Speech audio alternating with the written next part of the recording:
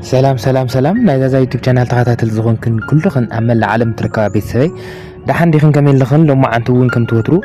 كلهم أودات زفوتوا ويكع حدار دليوا قوانسيتي خميز مسلتيا نزول حتى بزح ملستات كترغالي أخنيلي هزيز مزاخ فيديو يوس كعمو داتا نزي يوتيوب channel حديث زخونكن سبسكرايب ناقبركن مساي حير كان تسأني خن نزي فيديو زي كتردون متى هيوتن لملومن سفيحين كوينو أصانتن هيوت زلوو تبق لملوم حدار نهلو كن كحجزك نخلي بمال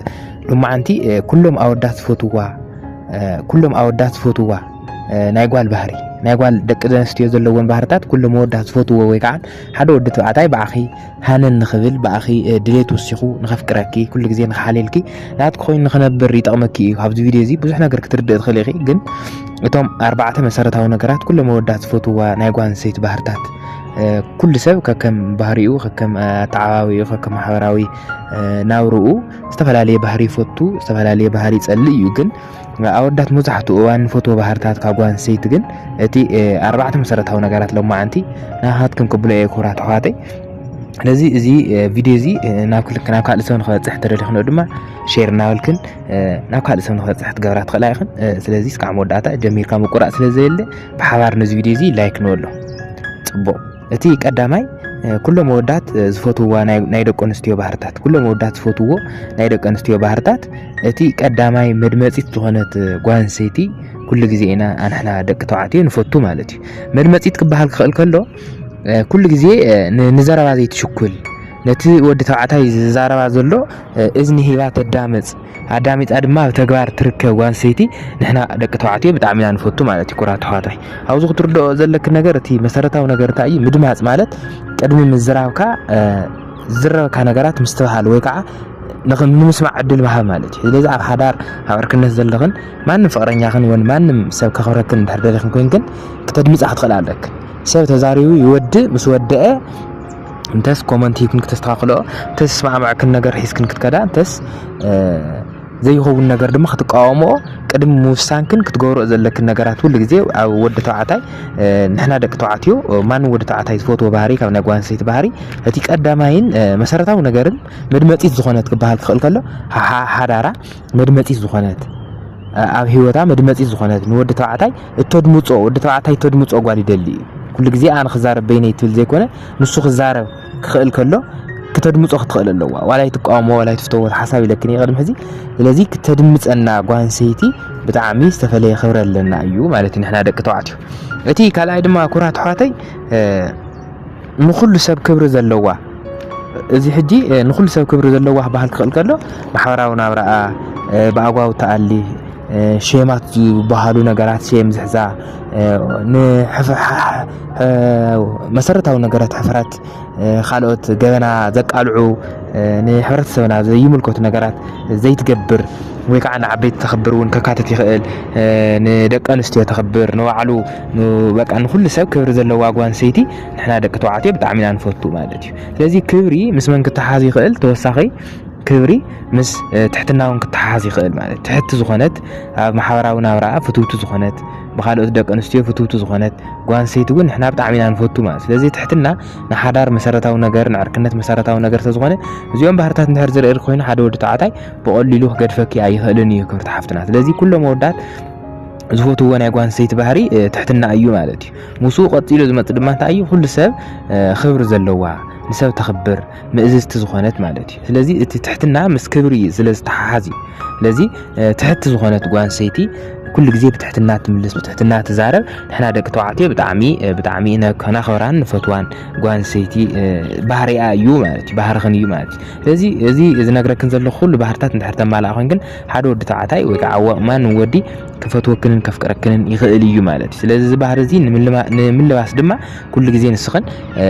زجاجات كوينكن كل جزء كتأنح تقل على كل مالتي لذي تي سالسايد ما تعيو قنوع الرأي زلوا قنوع الرأي زلوا بهالكل تاع مالتيو نهيوت بقنعنا تردأ نهيوت سبات نزاروا نجر بقنع نجر تردأهم كم حدير كخلوا خلوا بقى نتاعك حلفهم دلوا زردأ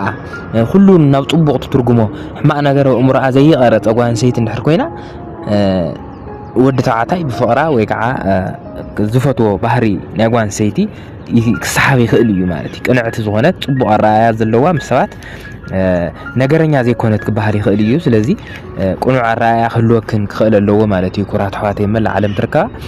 ስለዚ ቅንዕና መሰረታዊ ነገርን ሓቢርካ ንምንባር ማለት እዩ እቲ ራዓይ ናይ መወዳእታን ቅድም ምዝራበይ ግን ነዚ ዩቲዩብ ቻናል ሓደሽ ዝኾንኩም ሰባት ሰብስክራይብ ዘይገበርክን ተሃሊኽን ሰብስክራይብ እናገበርክን ነዚ ቪድዮ እዚ ላይክ ዘይገበርክን ድማ ላይክ እናገበርክን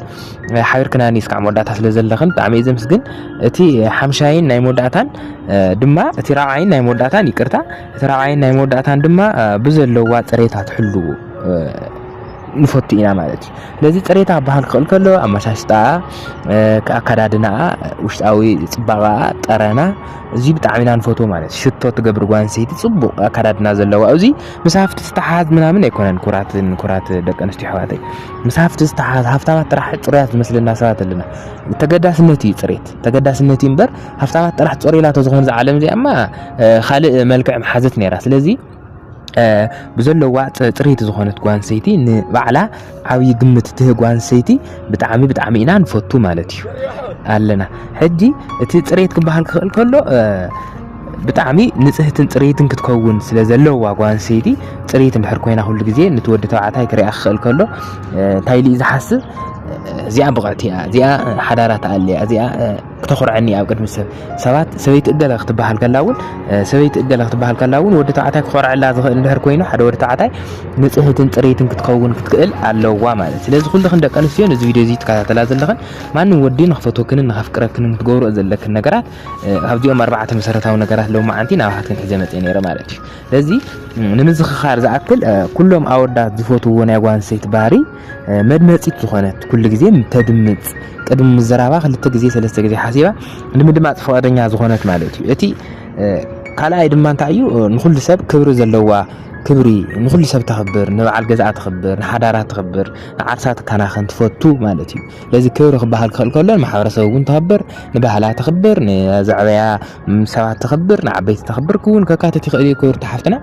ስለዚ ትሑት ዝኾነ ኣንደበት ዘለዋ እውን ምስኡ ተታሒዙ ዝመፅእ ማለት እዩ እቲ ሳልሳይ ድማ እንታይ እዩ ቁኑዕ ኣረኣእያ ዘለዋ ፅቡቕ ነገራት ትስሕብ ተኾይና ፅቡቕ ኣረኣእያ ነገራት ዘለዋ ክበሃል ክኽእል ከሎ ንምብራርሃ ዝኣክል ፅቡቕ ነገራት ተሓስብን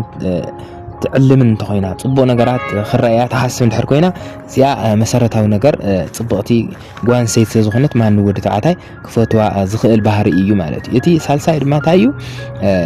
ፅሬታ ትሕሉ እዩ ማለት እዩ ስለዚ ፅሬትክን ኩሉ ግዜ ደቂ ኣንስትዮ ኣሕዋትና ፅሬትክን ክትሕልዋ ትኽእል ኣለክን ወዲ ተባዕታይ ፅሬታ ትሕሉ ጓል ኣንስተይቲ ፅሬት ኢላ ትወፅእ ብጣዕሚ ስለ ዝፈቱ በቲ ዘለካ ኢኻ ድማ ትፀሪ ለዚ ኩሉ ግዜ ንፅህናኽን ክፀሪ ክኽእል ኣለዎ ማለት እዩ ናይ ሎማዓንቲ ኩሎም ኣወዳት ዝፈትውዎ ናይ ጓል ኣንስተይቲ ባህሪ ዝብል ኣርእስቲ ቪድዮ ዝሃብክዎ ነዚ ይመስል ነይሩ ኣብ ቀፃሊ ተመሳሳሊ ሰዓትን ተመሳሳሊ ቪድዮ ንከሎ ሰላም ኩራት ኣሕዋተይ መላእ ዓለም ትርከባ